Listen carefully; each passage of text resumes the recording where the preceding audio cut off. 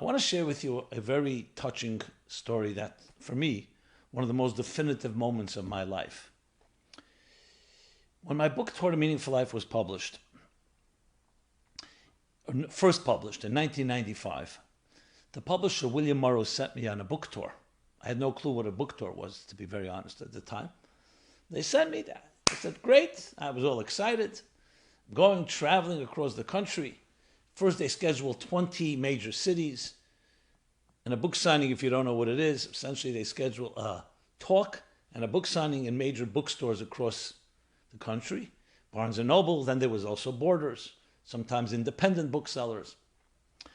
And throughout the day, all prepared well in advance, you do interviews. You do print interviews for newspapers, you do radio and TV. The internet was just in its infancy, just beginning. And that's what I did. 20 cities, it was very successful. We had over 100 to 150 average audience, which is considered a high number in these type of events. And they ended up scheduling 90 cities, which is another story of its own. You can imagine the journeys. I could write a book just about my journeys and experiences. And you're treated like a celebrity. Red carpet, you have someone driving you, you're in a hotel. But I remember very quickly learning, don't let it get to your head, because you turn into a pumpkin after midnight, basically. And there I was going city to city, different schedules, different venues. It was in one city, St. Louis, Missouri, where it was a Monday night. And I gave a talk. There was a very large audience for a different reason, not because of me. It was because there was a memorial service for the assassinated Prime Minister Rabin of Israel that night. So there was a big audience, and they ended up staying because I was the speaker. So they came for the memorial, but then many stayed. So it was a large, maybe a few thousand people in a JCC in St. Louis. Afterwards, people line up, you sign books, people comment, they speak to you. I get back to New York, I receive, I believe it was a letter. I don't think it was an email. I don't remember now. Maybe a letter or an email. A letter that I will read to you from memory because it's etched in my soul, in my memory, in my spirit, till this very day. A woman writes, I'm a 47-year-old executive that came to hear you speak. Someone had given me a copy of your book, and I was curious. I wanted to come over, but there was a long line. And anyway, I felt bashful, so I decided much better to put it in writing. I am, by all measures, a success story. I'm an executive. People respect me. I make a good living. I have equity, good contacts, made it in the corporate world.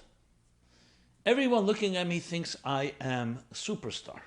But in truth, beneath the veneer lies a woman in shreds.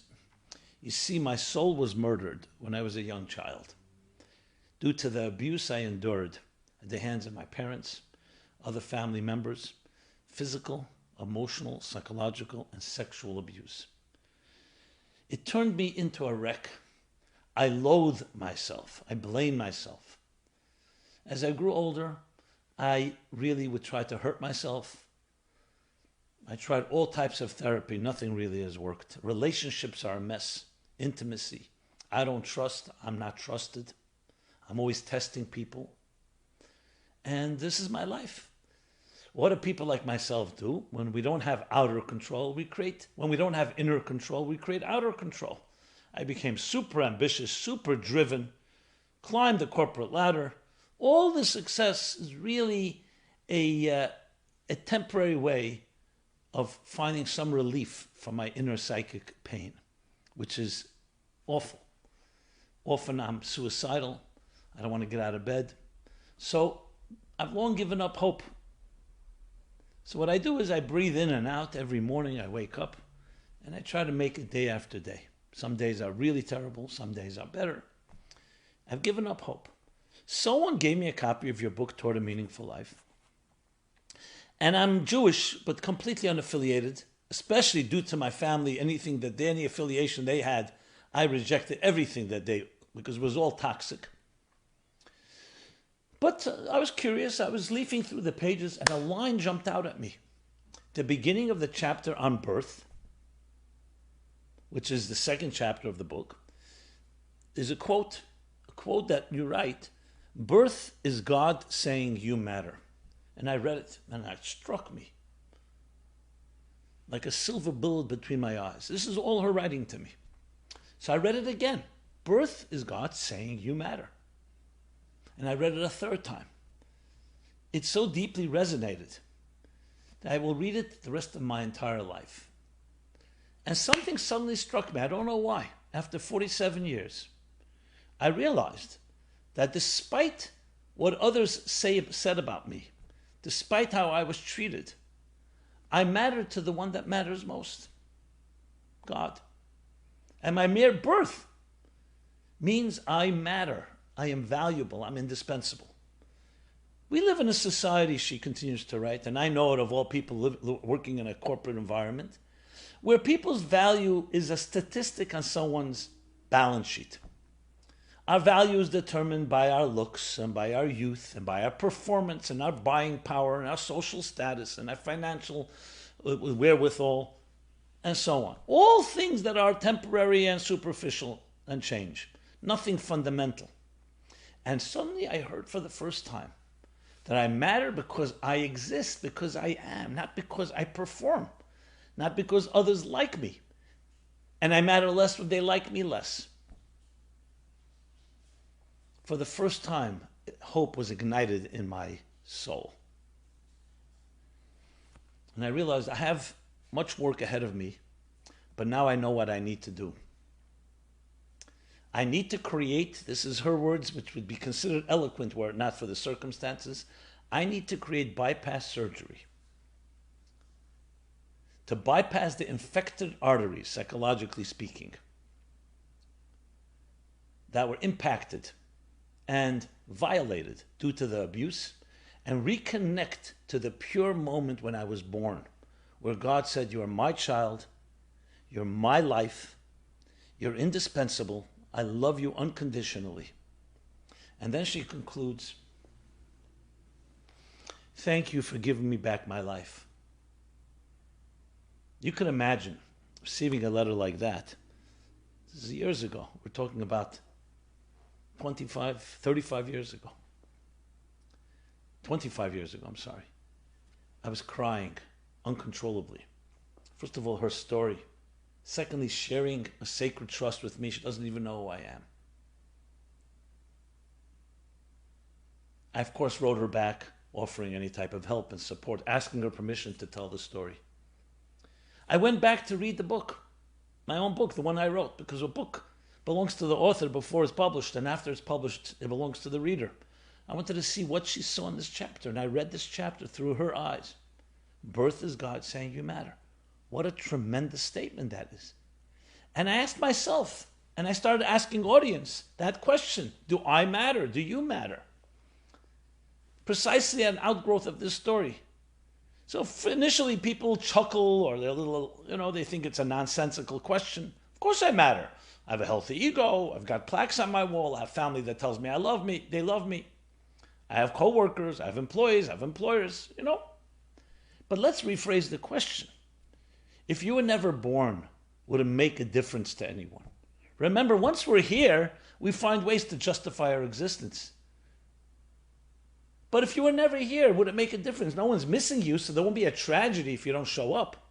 Is there something missing on earth in your family? In your world, in your community, if you were never born? Obviously, once you're here, we have family and friends and hopefully people who love us and trust us, and we trust them. So it creates a certain significance. But the big question on a cosmic level, not circumstantially, and not subjectively to those people that are in your small circle, does the world in any way change? This woman compelled me to ask that question to myself, and I'm asking it to you. And each of us should ask that question.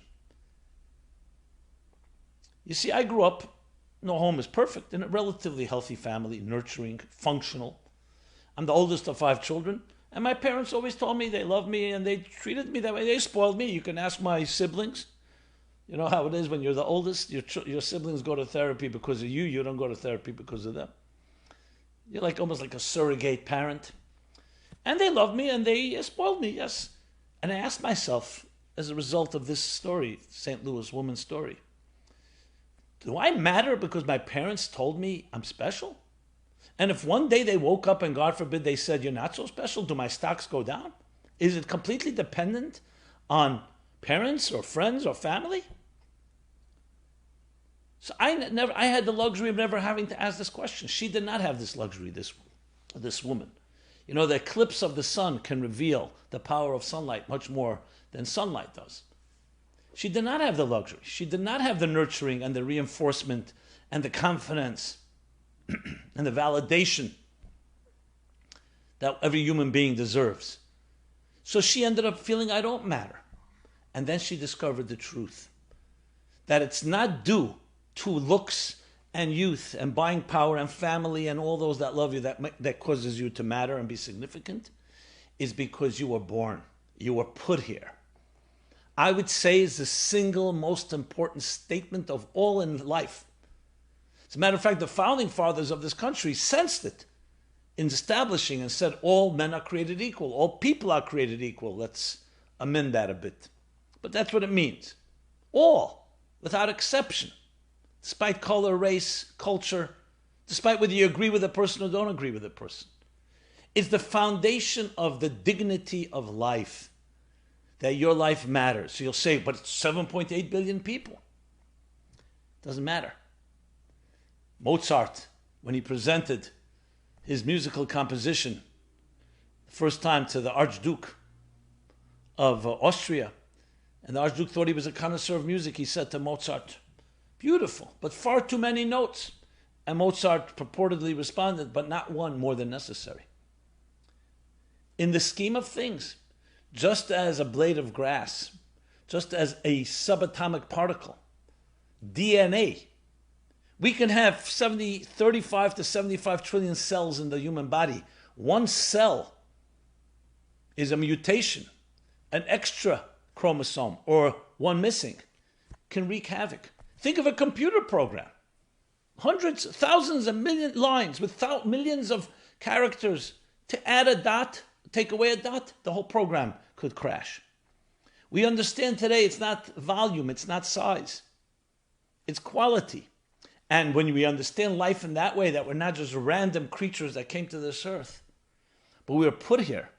And what you can accomplish, you and only you can accomplish. Not I, not all of people living in history. No one that ever lived or ever will live can accomplish that you have to accomplish. That is your birth. Birth is God saying you matter. You're indispensable. You're absolutely necessary. And everybody else as well. So we have to respect each person's uniqueness in the same way. And we complement each other. What a tremendous statement. I began developing a theory, which I've written to this woman. We communicate from time to time. She still struggles, but she's found her place. She's found her inner value. She's built her matter, her being mattering and her significance through her connection to God, through her connection to a higher purpose. So I developed this theory that perhaps the driving force of ambition in people's lives, why they want to succeed, maybe is due to a subconscious fear that maybe we don't matter after all. So we create monuments for ourselves. Here, look what I've done here, I did there, and so on. And I'm not suggesting some of these accomplishments are not valuable. But what is the driving force of finding being significant, feeling important? It's not just to be dismissed as simple childish ego. It's something that we need. And perhaps there is that fear, especially in our modern society, where things have become so industrialized and depersonalized. Yeah, technology has connected us in unprecedented ways. But what about your personal value? When's the last time you sat pre-quarantine with a person you love, eye to eye, soul to soul, heart to heart for a conversation? So on one hand, they tell us we're more connected than ever. But has it actually improved our relationships, our loves, our connections? You can have thousands of friends on Facebook, you don't even know who they are. So it's become a word, a cliche. When we begin to recognize, and now is the best time to do that we each have a unique spirit, an indispensable soul. You are a unique piece of music in a far greater composition. And not just unique, indispensable. You truly matter. That is the essence. Because when you have that, everything else follows. Because if I matter, and not in an arrogant way, if I matter, then my choices matter, my decisions matter, the people I want to interact with matters, not just now, but forever. Because I'm fulfilling the calling, the mission for which I was born, for which I was created. So, this chapter, Birth in Toward a Meaningful Life, with the story that I just shared, carries a very, very particular message to each one of you, to each one of us. And I speak personally, one-on-one. You absolutely matter. You are significant and indispensable. There are things you need to do every day to remind yourself, because you're going to be inundated with all kinds of messages that, look at advertising, that if you look like this, you'll be more beautiful. If you smoke this, if you travel here, you purchase this, status symbols, images. So we are constantly under attack. The attack is that we're being told, buy this, and you'll be a better person. You'll be more valuable. In truth is, when's the last time you'll see a billboard that says, birth is God saying you matter? You know why? Because no product is being sold. You have that already. It's inherent within you. So we need to work overtime to counter all those effects and messages that are trying to tell us, do this, dress this way, behave that way, act this way, look like this one, travel here, buy these products, and then you'll be a better person. That's what we need to do. So every morning, here's a simple exercise. In the morning, as soon as you wake up, before you do anything else, just recite, but personally, not mechanically, a one-line statement. Thank you. Thank you for returning my soul to me. Thank you for making me matter.